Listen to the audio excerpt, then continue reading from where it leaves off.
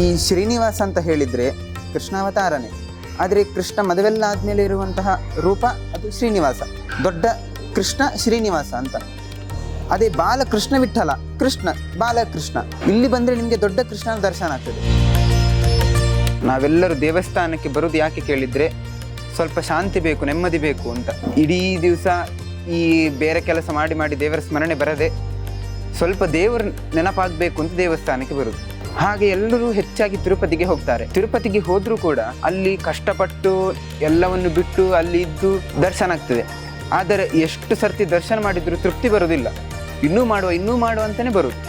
ಹಾಗಿರುವಾಗ ಇಲ್ಲಿಗೆ ಬಂದರೆ ಇಲ್ಲಿ ದರ್ಶನ ಮಾಡಿದರೆ ಎಷ್ಟು ಹೊತ್ತು ಆರಾಮದಲ್ಲಿಯೂ ದರ್ಶನ ಮಾಡ್ಬೋದು. ಯಾವ ಗಲಾಟೆಯೂ ಇಲ್ಲ. ನಮ್ಮ ಪಾಡಿಗೆ ನಾವು ದರ್ಶನ ಮಾಡ್ತಾ ಚಿಂತನೆ ಮಾಡ್ತಾ ಇರ್ಬೋದು. ಹಾಗೆ ಎಲ್ಲರೂ ಬಂದು ಇಲ್ಲಿ ದರ್ಶನ ಮಾಡಿ ಮನಸ್ಸನ್ನು ತುಂಬಿಕೊಂಡು ಹೋಗ್ಬೋದು. ಹಾಗೆ ಇಡೀ ದಿವಸ ಬಂದು ದೇವರ ನೆನಪಾಗುವಂತಹ ವ್ಯವಸ್ಥೆ ಇಲ್ಲೆಲ್ಲ ಉಂಟು. ಹಾಗೆಲ್ಲರೂ ಕೂಡ ಇಲ್ಲಿ ಬಂದು ದರ್ಶನ ಮಾಡಿ ಮನಸ್ಸಿಗೆ ತೃಪ್ತಿ ಮಾಡ್ಕೊಳ್ಬೋದು. ಹಾಗಿರುವಾಗ ಇಲ್ಲಿ ಎಲ್ಲ ಗೋವಿಂದ ಗೋವಿಂದ ಗೋವಿಂದ ನಾರಾಯಣ ನಾರಾಯಣ ಅಂತ ಕೇಳುವಾಗ ಇಲ್ಲೇ ಇದ್ದು ಬಿಡುವ ಅಂತ ಆಗ್ತದೆ. ತುಂಬ ಖುಷಿ ಆಗ್ತದೆ ಇಲ್ಲಿ ಬರುವಾಗ. ನೀವು ಉಡುಪಿಗೆ ಬಂದರೆ ಅಲ್ಲಿ ಬಾಲಕೃಷ್ಣನ ದರ್ಶನ ಆಗ್ತದೆ. ಹಾಗೆ ತಾವೆಲ್ಲರೂ ಬಂದು ಆ ಕೃಷ್ಣನ ದರ್ಶನವೂ ಮಾಡಬೇಕು. ಮುಂದೆ 2026ರಿಂದ 2028 ತನಕ ಅದು ನಿಮ್ಮ ಪರ್ಯಾಯ.